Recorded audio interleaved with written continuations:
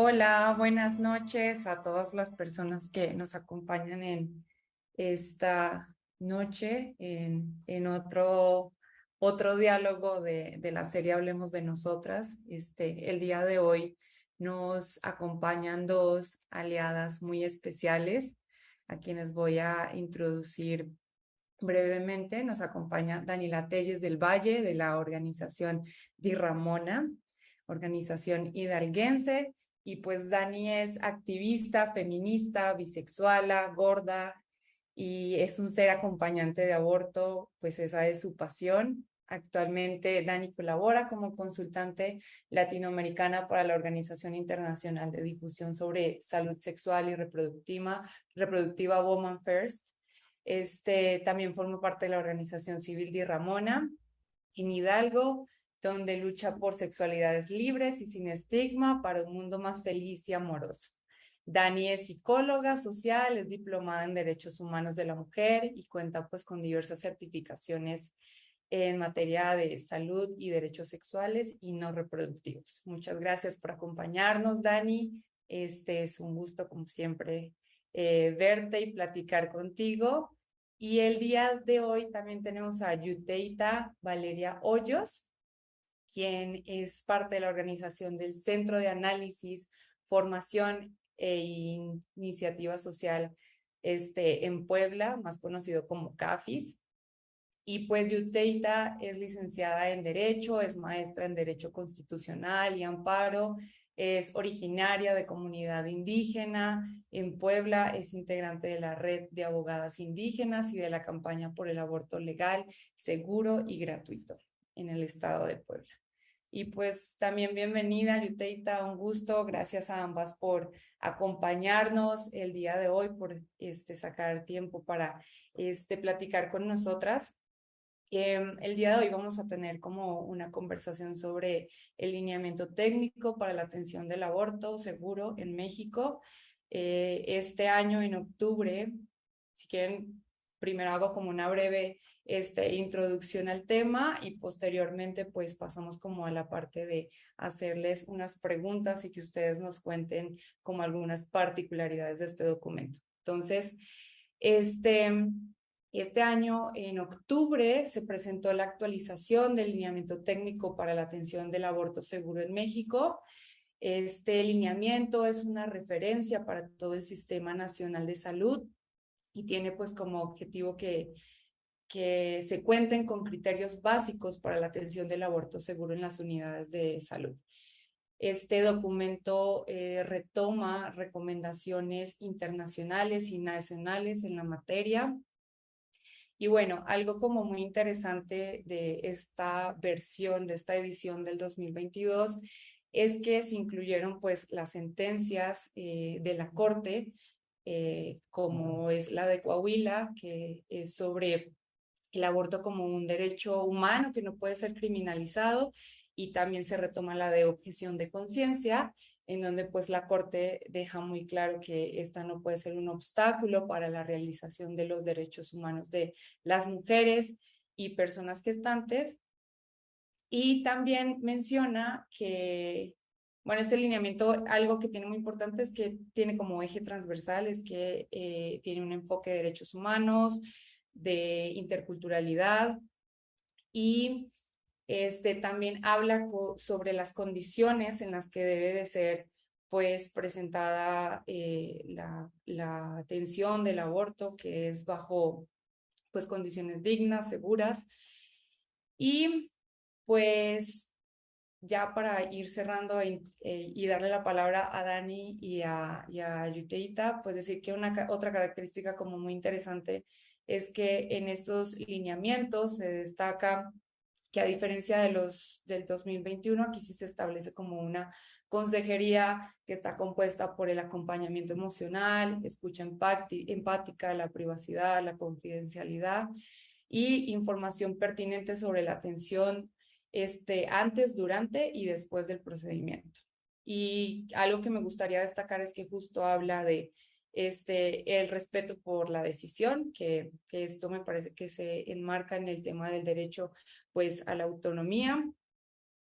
Y bueno, con esto más bien decirles que ustedes ya nos irán contando como otras características que también son pues bastante relevantes, pero para no quitarle más tiempo a Dani y a Yuteita, me gustaría iniciar como con preguntándole a Dani desde la experiencia que tienen en Di Ramona realizando acompañamiento, pues justo que nos cuentes qué consideras tú que ha sido o que fue un acierto con la actualización de estos lineamientos en términos de la atención por parte del personal de salud y justo en este sentido también qué continúa siendo como un área de oportunidad que tal vez pues no se abordó como tal en el documento, pero que podría estar allí. Adelante, Dani. Gracias, amiga, y muchas gracias por la invitación. La verdad me siento súper honrada de formar parte de este espacio que, por cierto, no me había perdido ninguno de los anteriores, ¿no? Entonces, como, ahora estoy yo. Entonces, estoy muy emocionada. Muchas gracias. Y pues bueno, por una parte, creo que hay que reconocer que es un acierto, un muy buen acierto por parte de tanto de la Secretaría de Salud Federal como de todas las instituciones y demás involucradas dentro de la edición de la reedición de este lineamiento técnico, ¿no? O sea, creo que es un buen acierto, hay que reconocer que está bien desglosado, está bien masticadito, está traducidito, ¿no? Sobre todo en estos términos muy jurídicos que a veces nos cuestan trabajo y que más adelante sé que van a abordar un poco más esto de todas las cuestiones jurídicas que trae, que me parece maravilloso, ¿no? O sea, creo que ya no hay pretextos para que la atención al aborto se realice.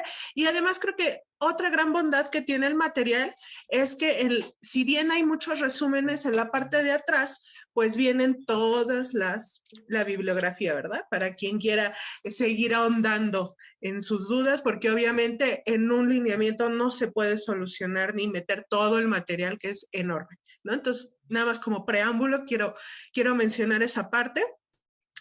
Y la otra, en cuanto a nuestra labor como acompañantes de Di Ramona y muchísimas otras colectivas y organizaciones más alrededor del país, creo que algo bien importante es que integra conocimientos que nosotras ya veníamos haciendo desde hace un buen, ¿no? Pero que al parecer la Organización Mundial de la Salud descubrió apenas en su lineamiento igual de inicios de año y que se retoman, por tanto, en el lineamiento técnico. Un ejemplo muy claro es el abordaje del aborto autogestivo, ¿no? Que si bien tristemente aún solamente se aborda en un par de párrafos, creo que el hecho de que se mencione es bastante valioso, ¿no?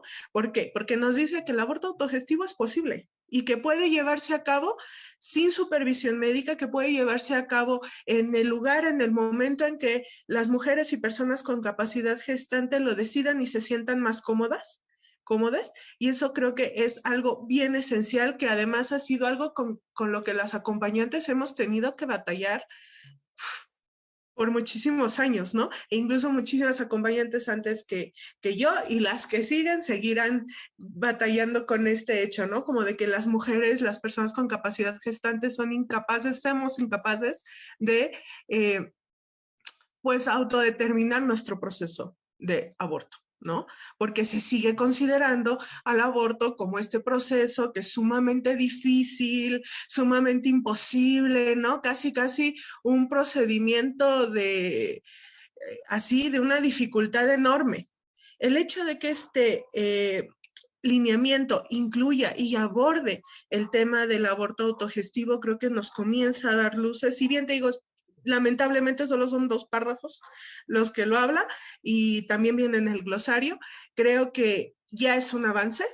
Creo que me gustaría ver más de eso si existe una nueva reedición, que ya estoy segura que lo va a haber, porque además las leyes están avanzando de una forma súper vertiginosa y entonces en México nos despertamos y ya hay otro cambio, ¿no? Entonces creo que va a ser indispensable y yo espero que en las futuras se aborde un poco más del tema del aborto autogestivo para quitarle el estigma que existe alrededor del mismo, ¿no? Otra cosa que me gusta mucho y que tú la mencionaste es como hablar de la consejería y de la integralidad de la misma. O sea, no es solamente el esquema de medicamentos, no es solamente como los pasos para hacer el proceso de una MEU, sino que hay un antes, un proceso de toma de decisión en el que la consejería es necesaria, en el que el acompañamiento empático, respetuoso y digno es indispensable, un proceso que se lleve de acuerdo a los mejores estándares de dignidad, de tecnología, de avances de la ciencia que existen, pero también un post muy respetuoso, muy cercano y muy atento de las necesidades de cada persona que lleva su procedimiento de aborto. Entonces creo que ese igual es como un check dentro de esto que nos dice este nuevo lineamiento, algo que a lo mejor pareciera un poco absurdo, pero para mí es como muy importante porque siempre se habla del uso de antibióticos y por fin en este lineamiento dicen no es necesario,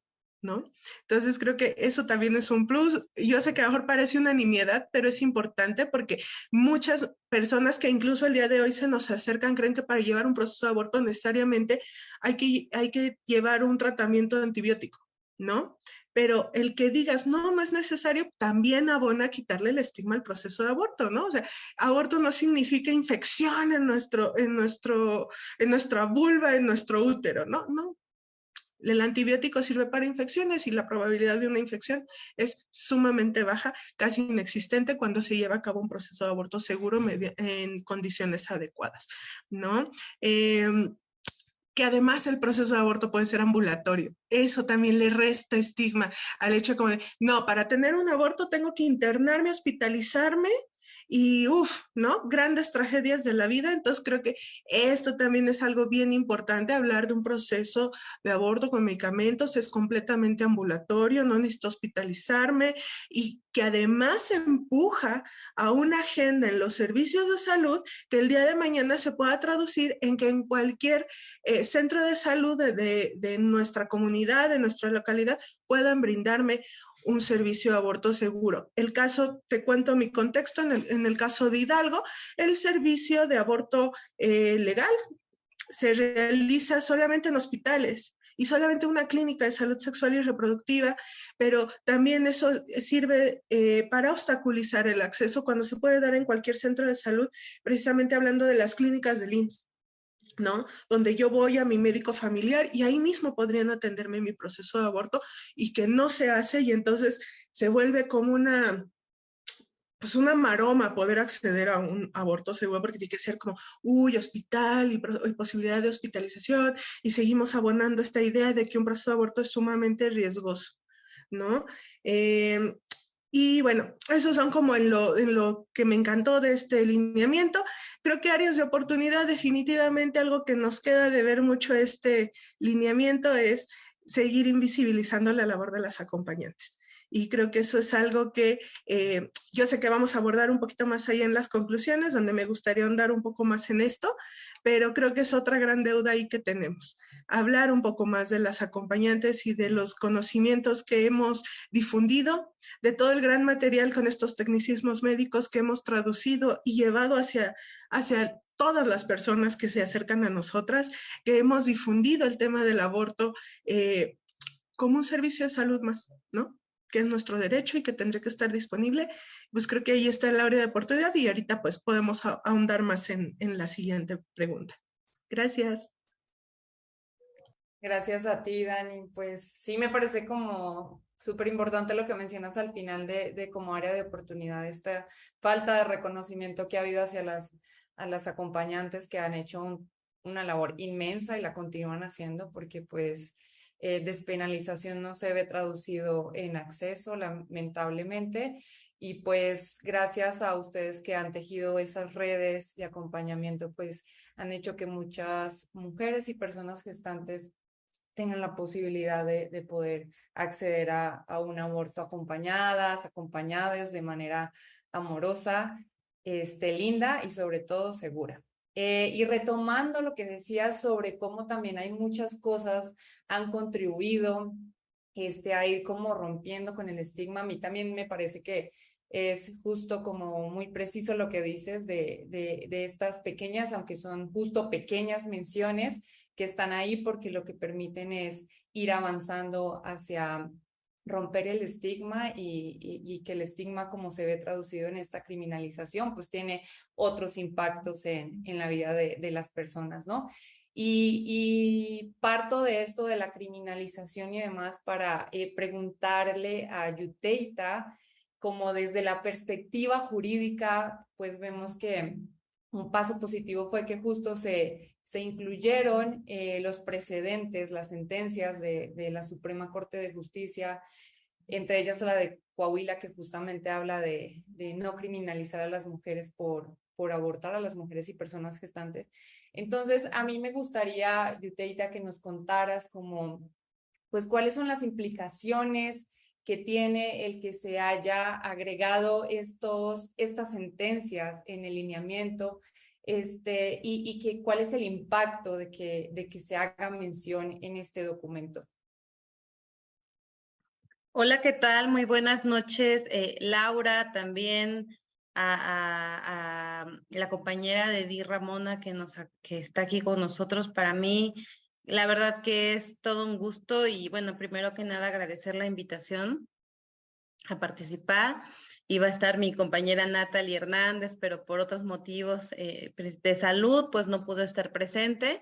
Pero bueno, ya que aquí estamos, entonces pues agradecer el espacio desde la conjunción de diversos colectivos que nos reunimos aquí en el estado de Puebla y que nos hemos nombrado como Campaña por el Aborto Legal, Seguro y Gratuito Puebla, y eso creo que es importante decirlo porque estamos cohesionadas y cerrando filas a favor de el derecho de las mujeres a decidir sobre nuestros cuerpos, y esto creo que lo quería como poner en primer lugar, ¿no? Porque significa que no solamente se ha avanzado en materia jurídica, en materia de derechos humanos, sino estamos hablando también de un avance en la manera en la que nos hemos organizado para tener estos logros, ¿no? Y bueno, que aquí en Puebla nos falta, pero esperemos que no tardemos tanto en lograrlo. Y bueno, efectivamente, como bien dices, Laura, estos nuevos lineamientos que vienen a formar parte de un bagaje de reglamentación administrativa para los servicios de salud a nivel nacional, porque si bien no tienen un carácter propiamente judicial, es decir, no estamos hablando de una ley, de un código, sí estamos hablando de un dispositivo interno, de un dispositivo reglamentario. Y creo que esto tiene bastante importancia porque siempre decimos, ¿cómo vamos a materializar los derechos humanos? No, sí, los derechos humanos se escuchan muy bonito en los convenios internacionales, pero ¿cómo los llevamos a la práctica? Bueno, creo que esto es parte de la práctica, de esa famosa práctica a la que queremos llegar. Y como bien dices, bueno, estos lineamientos van a venir a retomar lo establecido en la sentencia del año pasado, de septiembre del año pasado, de la acción de inconstitucionalidad 148-2017, ampliamente conocida por haberla promovido en la Procuraduría General de la República.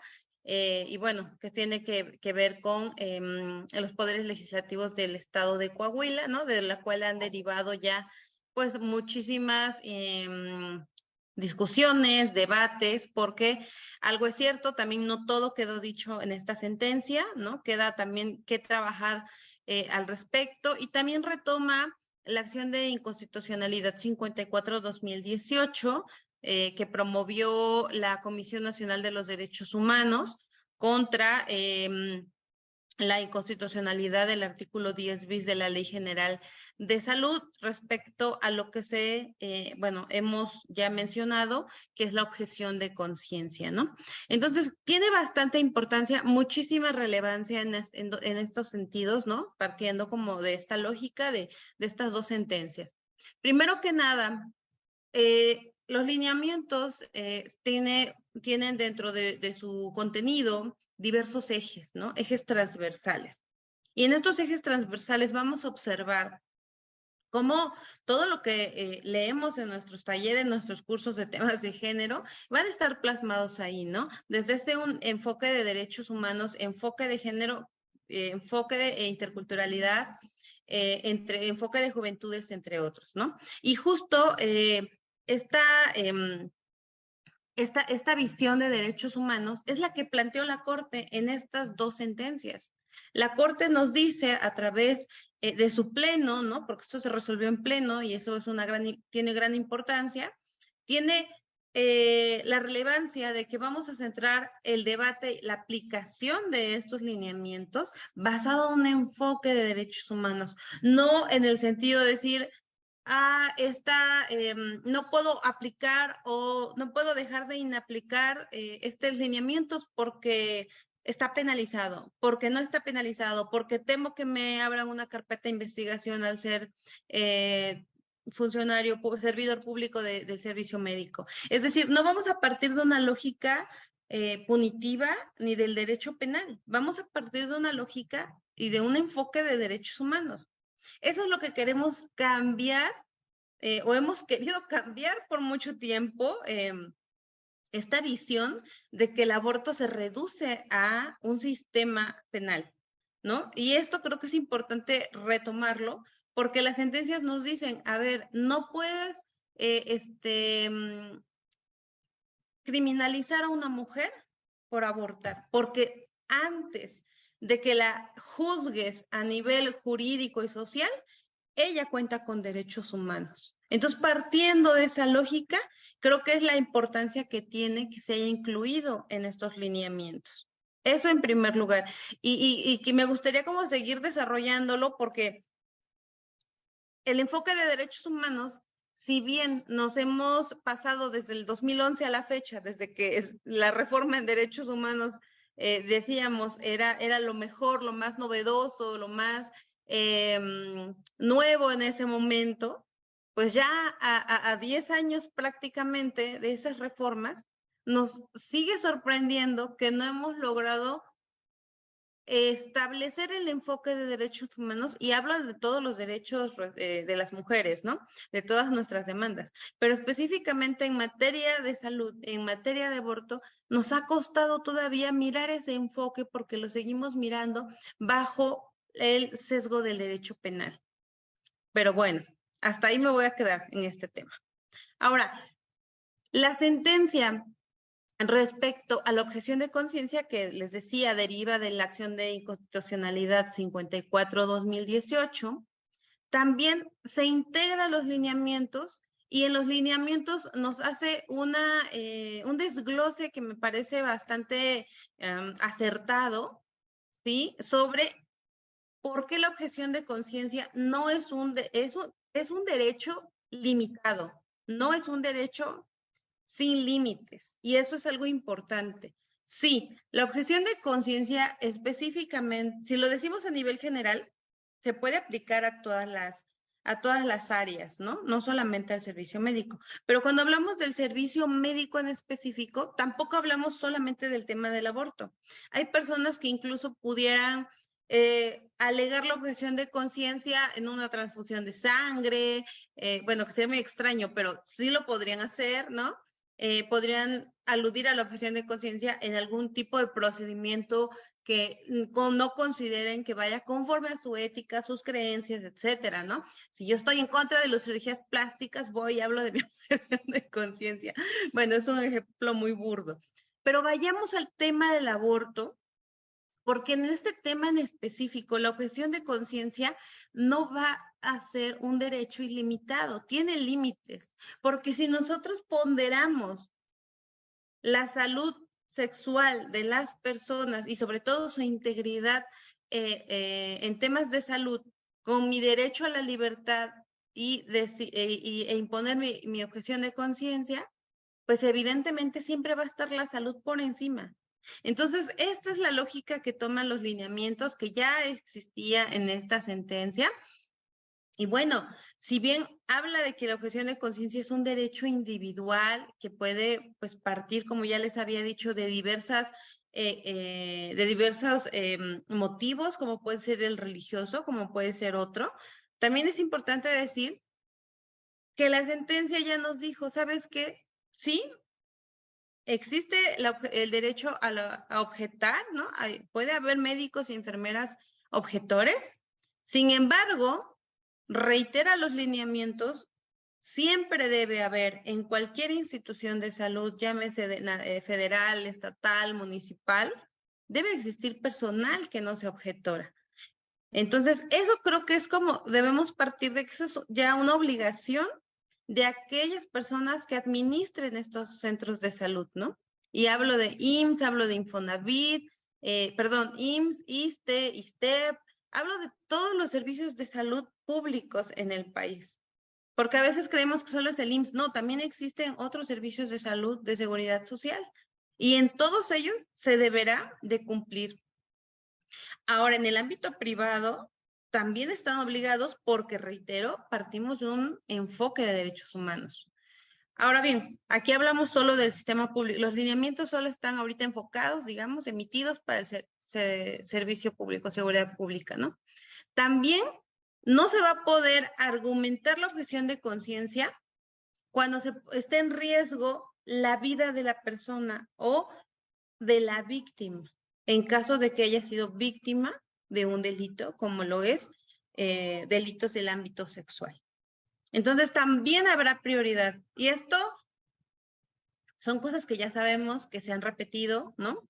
Pero están claras en los lineamientos, están explícitamente, hasta las enmarcan para que no se pierdan de vista. Entonces, la objeción de conciencia, como les decía, pues va a ir también de la mano con lo que ya está establecido en la NOM 046, ¿no? De la Secretaría de Salud. Sabemos que ya existe esta disposición administrativa también de esta norma oficial mexicana para que, bueno, no existan solo médicos y enfermeras objetores, que haya personal que no aluda a este derecho a la objeción de conciencia, y en su caso referirnos a otro centro de salud. Pero aquí lo dice claramente y me parece muy importante que lo esté retomando, porque ya no solamente tenemos esta sentencia, también tenemos la NOM 046, ahora tenemos estos lineamientos, y entre más se expanden los instrumentos, entre más lineamientos, más reglamentos tengamos, con esta visión de enfoque de derechos humanos y con el establecimiento de pues el análisis de cómo la objeción de conciencia no es plena, no tiene límites, bueno, nos va a ayudar a llevarlo a la práctica. Y esto lo digo porque en la práctica pues lo vemos todos los días y ustedes no me dejarán mentir, cómo llegamos a los centros de salud y lo primero que nos dice el personal es: no hay denuncia, yo necesito una denuncia, no hay personal, revictimizan constantemente a la persona que ya de por sí tal vez sufrió algún tipo de violencia. Entonces, creo que estos lineamientos son bastante claros en el sentido de que nos van a ayudar a que personas que no manejan un lenguaje jurídico, como pudiera ser los servidores públicos del área de la salud, pues lo puedan entender. Sin embargo, sí he de decir que los ejes estratégicos sí se mencionan, pero considero que necesitan ampliarse un poco más, ¿no? Ir un poco más allá en esta perspectiva, en este enfoque interseccional, ¿no? En el sentido, por ejemplo, no logré visualizar, a lo mejor se me pasó, pero no logré visualizar que hablaran de personas transexuales, ¿no? No logré visualizar personas gestantes, bueno, sí lo menciona, pero no en los ejes transversales. Entonces, creo que es importante, yo sé que hay muchas posturas alrededor de ello, pero ya tenemos legislación que reconoce el cambio de identidad sexogenérica. Entonces, si ya existe esa legislación, vamos a tener que trasladarla también a otros ámbitos de los servicios, ¿no? Sobre todo como este tema de derechos humanos. También considero que si bien sí toma en cuenta la población indígena, no lo hace, no reconoce los sistemas de salud tradicional, donde también nosotras pues tenemos otras maneras y ha existido siempre de interrumpir los embarazos, ¿no? Y que en su caso llegáramos a necesitar del servicio de salud pública, ¿no? Porque también nos llega a suceder. Entonces, creo que serían las únicas deficiencias que yo vería, ¿no? Como esta parte, pero en todo lo demás me pareció importante que retomara lo que bien mencionas, Laura, ¿no? Lo que integran las sentencias. Muchas gracias, Yuteita. Pues, gracias justo como por enmarcarnos, pues, estas implicaciones que tiene el que se haya retomado las sentencias de la Corte en este documento. Me parece espectacular lo que mencionaba sobre el tema de que aún sigue estando muchísimo en el discurso y pues obviamente contribuye de una manera importante al estigma y a la criminalización, que es el tema del uso del derecho penal todavía como pues como este castigo, ¿no? Ejemplar básicamente hacia a las mujeres y personas gestantes que toman decisiones sobre su cuerpo y que pues sigue siendo un área de oportunidad en realidad en casi todos, en todos los códigos penales, ¿no? Que lo ideal sería que justo pues no estuviera ya como delito el aborto como tal, ¿no? Y pues como para ir cerrando, a mí sí me gustaría que platicáramos, o sea, ya sabemos que tenemos como todos estos documentos y precedentes que han sido pues importantes, que han marcado como pautas para avanzar como en el reconocimiento de los derechos de las niñas, mujeres y personas gestantes, en especial el derecho al aborto. Pero sabemos también que justo, como lo decía, creo que Dani hace rato, no sé si fuiste tú, Yoteta, que pues se ve todo muy lindo en el papel y demás, pero sabemos que también hay pues todavía muchísimos obstáculos al momento del acceso y que la población, personas, tanto mujeres como otras personas con capacidad de gestar, pues han perdido esta confianza en el sistema de salud porque de cierta forma les ha fallado, ¿no? Las ha criminalizado, se pone muchísimo en duda esta decisión que toman y demás. Y para ir cerrando, yo quisiera justo como preguntarles, o sea, ¿cómo le puede hacer el gran sistema de salud, ¿no? Para regresarles esa confianza a las mujeres y las personas gestantes y que ellas se puedan acercar abiertamente a las instituciones públicas o, bueno, incluso privadas. Eso, depende mucho pues, de la capacidad de acceder a estos servicios, pero ¿cómo se pueden acercar ellas y también justo que puedan acercarse, pero recibir una atención de calidad, como lo hablábamos hace rato con todos estos ejes de la consejería en todos sus colores y demás? Y esto lo pongo, esta otra pregunta junto con esta es, o sea, ¿qué sigue después de esta actualización, no? Porque vemos unos lineamientos que retoman justo como precedentes importantes que habla de la transversalización, de los enfoques como derechos humanos, interculturalidad y demás. Pero, o sea, ¿qué sigue? O sea, ¿qué nos toca a las organizaciones, a las colectivas, a las acompañantes, a las activistas, a todas las personas en general, y estar vigilando para que esto avance y este lineamiento se vea traducido en un acceso pleno, gratuito, seguro para todas las personas que se quieren acercar a los servicios de salud? Si quieres, puede ir primero Dani, o sea, o Yuteita, no sé, ustedes como quieran, pero sí me gustaría muchísimo como justo conocer esta perspectiva desde el lugar que ocupa cada una como activista, como abogada, como acompañante de aborto. Si quieres, voy yo, Yuteita, así para uno y uno. Híjole, creo que es una pregunta así como súper compleja, ¿no? Que pudiera tener como un montón de capas que podríamos ir respondiendo. Creo que en primer lugar tenemos no solamente como bueno, particular y especialmente las instituciones, ¿no? Inclusive el público en general que sigue teniendo ideas como súper distorsionadas de lo que implica un aborto, ¿no?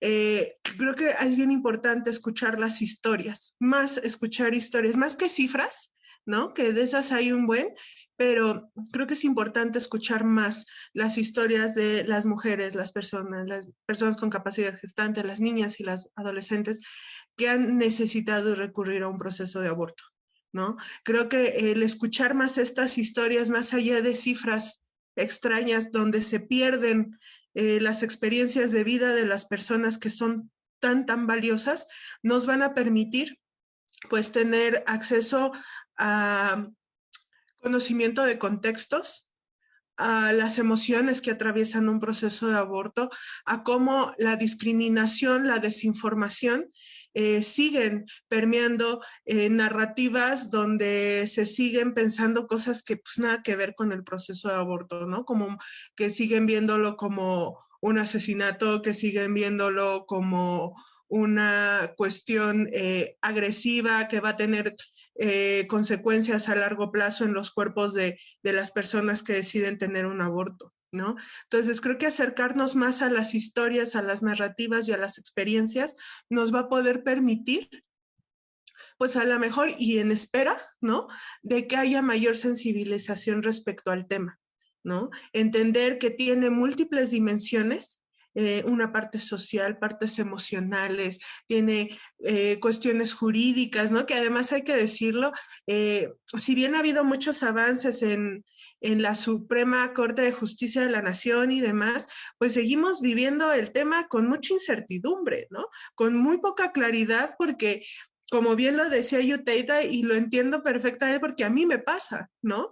Que a veces todo esto tiene un lenguaje tan jurídico que se vuelve inaccesible para quienes no entendemos de estos términos y por tanto el que se vuelva algo tan inaccesible pues hace tan complicado que se lleve a la realidad, como bien decía Yuteida, ¿no? O sea, como es bien difícil, inclusive aquellas personas que están como proveedoras de servicio de salud, siguen inclusive sin entender en qué marco legal se pueden movilizar, ¿no? Y hasta dónde llegan sus responsabilidades y demás cuestiones. Entonces, creo que partir de las experiencias es muy vital para poder dar servicios reales, cercanos a las personas, que se adecúen a los contextos particulares donde las personas están acudiendo a tener un proceso de aborto y por consiguiente que pues el personal que las atiende pues entienda un poco mejor de a quiénes está atendiendo, por qué los está atendiendo, por qué estamos hablando de derechos humanos cuando hablamos de el acceso al aborto, porque es un servicio esencial, porque los derechos sexuales y reproductivos son derechos humanos, ¿no? Creo que eso, además hay una nube bien tremenda donde la gente sigue pensando cosas muy distorsionadas respecto a lo que implica salud sexual y reproductiva, respecto a lo que implica un derecho sexual, que inclusive pues decir, claro, hasta el placer es un derecho sexual y reproductivo, ¿no? Y lo seguimos viendo como algo como súper lejano, que se sigue viendo con muchos tabús, pese a que forma parte de la realidad de todas y todes y todos en este planeta. O sea, pensar que la sexualidad no forma parte de nuestras vidas, pues es como de, ¿en qué mundo vives, verdad? Entonces creo que sí, las historias y el cambio de narrativas abonan mucho. Lo hemos visto con el tema, con las acompañantes, ¿no? Como el día de hoy las acompañantes se convierten en un eje muy importante dentro de la agenda del aborto. ¿Por qué? Porque nosotras somos las que estamos llevando estas narrativas más allá, porque nosotras estamos convirtiéndonos en un eje tan importante para el acceso a una salud sexual y reproductiva, entre ellos el acceso a un aborto legal, seguro y gratuito, ¿no? Entonces, creo que esa es una deuda ahí como bien importante, ¿no? Tenemos que seguir demandando la implementación. Eso creo que es algo bien importante en los estados donde ya se logró, pues, despenalizar, ¿no? El acceso al aborto legal, seguro y gratuito. Tenemos que trabajar en la implementación, tenemos que trabajar en la difusión de materiales como este lineamiento técnico que pueda dar luces a quienes el día a día están recibiendo a las personas que buscan acceso a este servicio, y tenemos que exigir que se difunda dentro del personal de salud, ¿no? Porque puede haber unas ceremonias bien preciosas, unas impresiones muy bonitas, ¿no? Los eventos, las publicaciones, los PDFs, pero la realidad es que actualmente cuando tú vas a un servicio de salud, casi nadie los conoce. Entonces, ¿de qué sirve que estén haciendo todo esto si no lo difunden dentro del mismo personal? Y que al final, una vez más, las que sabemos de todo esto y las que sí nos leemos las cosas, pues somos nosotras, ¿no? Desde la sociedad civil. Y entonces, pues una vez más, el llevarlo a la realidad se vuelve todavía más difícil. Yo recuerdo el evento en el que estuvimos, de hecho, por ahí también estuvo Gire, estuvieron otras organizaciones también de acompañantes. Y pues bueno, recuerdo que como que nos decían, bueno, es que les pedimos que nos ayuden a difundir. Y si bien siempre lo hacemos, porque a todo mundo le contamos de lineamiento, la realidad es que pues también es una responsabilidad de esas instituciones difundirlo con su propio personal, ¿no? Porque si no, una vez más, todo se deposita dentro de la sociedad civil y es a quienes luego no nos dejan ir a los espacios, donde no se toma desafortunadamente en serio lo que decimos, ¿no? Cuando no, o sea, la realidad es que estamos aquí para acompañarnos mutuamente en este camino que es la garantía de la vivencia del derecho, ¿no? De derechos humanos. Entonces somos un equipo muy grande, pero pues los esfuerzos son en ambas vías para volverlo realidad. Y pues creo que con eso me quedaría. Bueno, pues yo coincido totalmente con Dani, porque cuando escuché la pregunta y también la había podido reflexionar, la verdad es que me quedé pensando en la complejidad de lo que implica que una persona de decirle, oye, ya vente con confianza, vete al hospital, y porque la verdad lo hacemos, les decimos, acuda usted al hospital, acuda usted a fiscalía, ¿no? Tiene que hacer esto, y les damos lineamientos. Yo soy de las personas que siempre les dicen, mira, yo soy abogada y te van a tratar mal, prepárate psicológicamente, porque tú vas a ir a exigir y tú tienes que exigir. Es más, aquí está el artículo de la ley, léelo, por favor, léelo antes de ir, porque allá vamos a exigir, pero nadie te va a tratar bien. Y la verdad, es bien feo ir con esta actitud, pero yo se los digo en el sentido de que no se vayan a desanimar ante la fiscalía, ante el servicio de salud, porque sabemos que es lo primero que pasa. Creo que tal vez me ha pasado como una en 1,000,000 que alguien me ha tratado con amabilidad.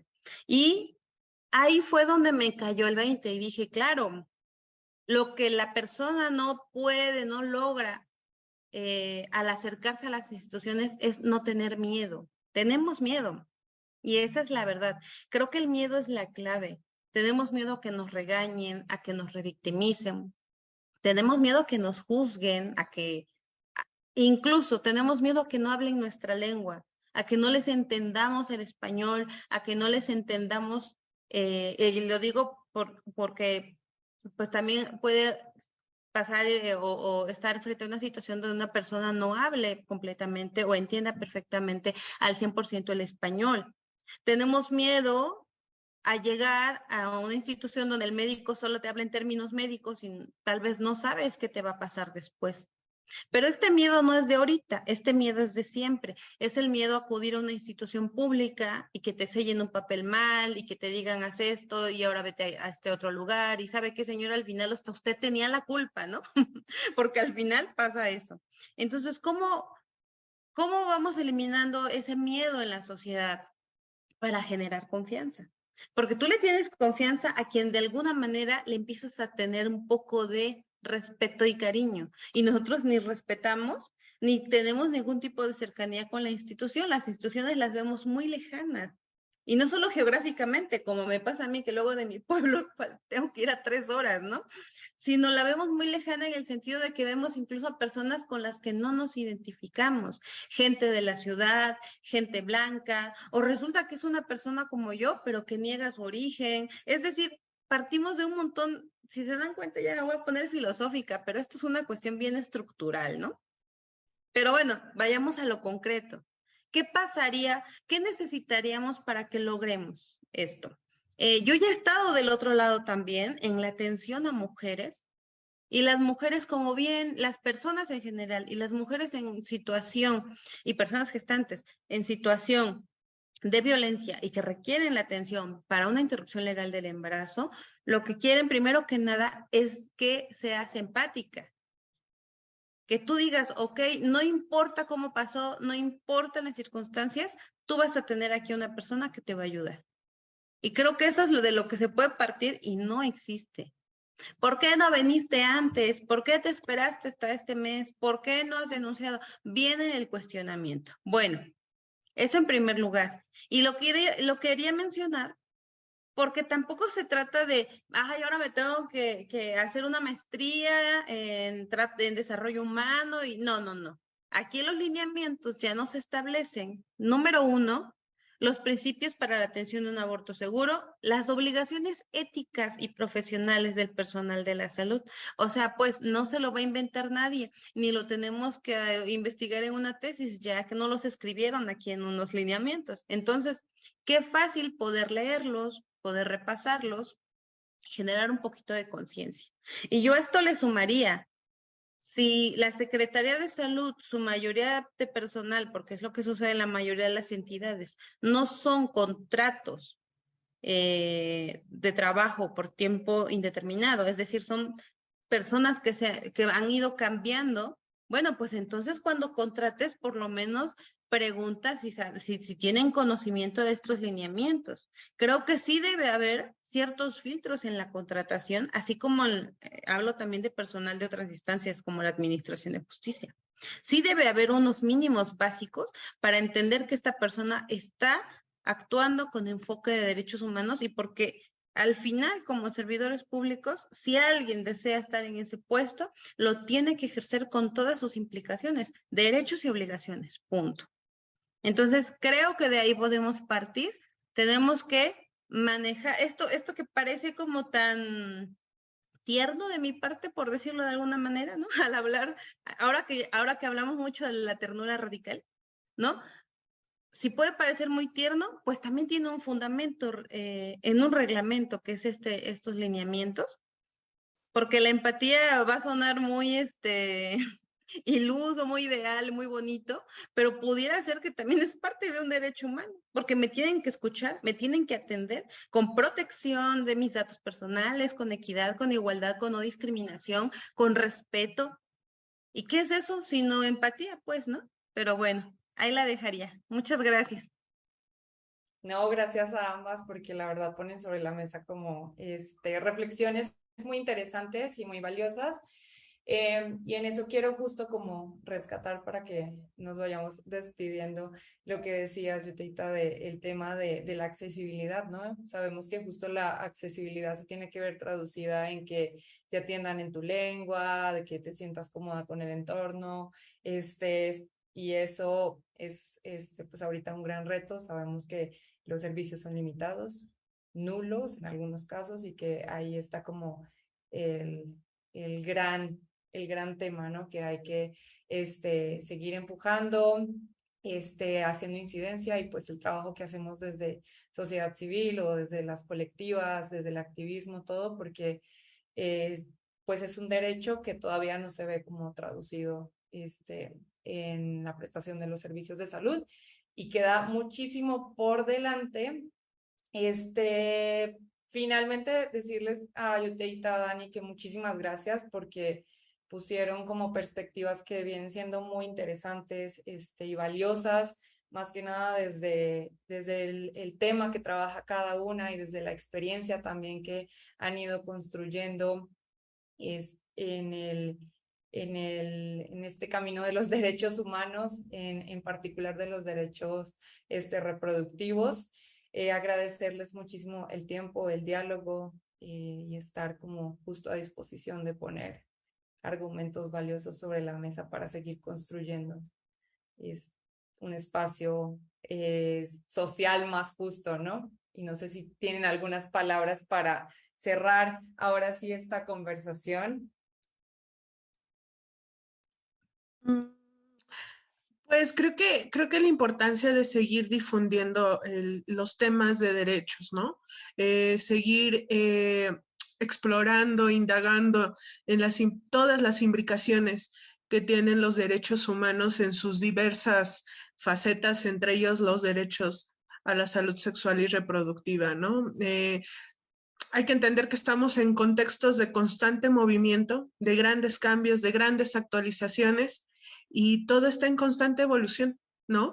Y tenemos que irnos adaptando a las nuevas cosas que vienen surgiendo, seguir formándonos, seguir profesionalizándonos, seguir trabajando para seguir garantizando vivencias del derecho, ¿no?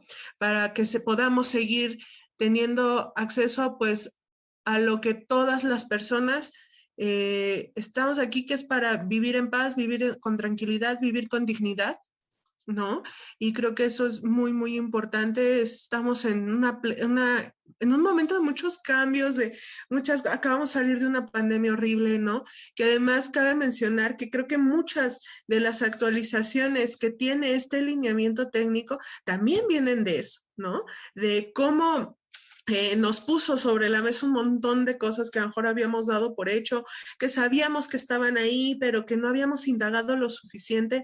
Creo que en esta sociedad post-COVID, ¿no? En la que estamos viviendo, nos está poniendo un montón de retos, ¿no? Y yo entiendo que a veces los cambios pueden costar trabajo, ¿no? Y que hay mucha renuencia todavía de muchas personas a entender todo esto que está surgiendo, pero que afortunadamente, pues, como bien dice una gran luchadora del tema de salud sexual y reproductiva, y particularmente del aborto, la realidad se impone, tarde o temprano.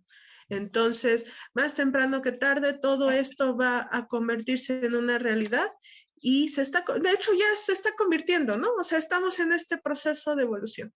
Y pues eso, muchas gracias, compañeras. Un placer conocerte, Yuteita, y escuchar todo lo que dices. Muchas gracias. Bueno, pues también primero que nada agradecer a Jire, ¿no? A Laura por el espacio, por su moderación tan linda. A Dani, igual un gusto conocerte. Para concluir, me gustaría retomar brevemente unos comentarios del chat, ¿no? Comentarle a las personas que comentaron aquí en nuestra plática. Es importante conocer los derechos humanos de primera mano. No que se lo digo yo, no lo que escucho en una ponencia, no. Vayámonos a la Constitución a leerlo. Vayámonos a escuchar a la Suprema Corte, porque eso nos va a dar mucha luz, no solamente en el tema del aborto, sino en muchos otros aspectos de nuestra vida. Es lo que yo sugiero. No estamos aquí para convencer a nadie, sino para exponer lo que ya hemos leído, lo que conocemos y lo que han dicho las autoridades jurisdiccionales en nuestro país. Entonces, solamente dejaría eso sobre la mesa. También, efectivamente, la raíz de muchos males pues está, y la solución al mismo tiempo está en la educación. Ojalá, ¿no?, el Servicio de Salud pronto tenga más información sobre este tema desde su formación universitaria, pero ojalá lo tuviéramos todos desde nuestra educación básica.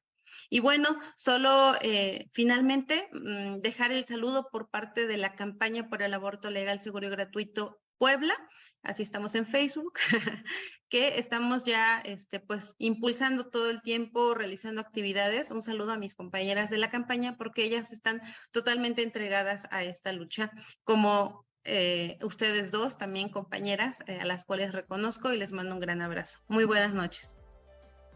Muchas gracias a ambas y a todas las personas que pues estuvieron viendo este capítulo de Hablemos de Nosotras.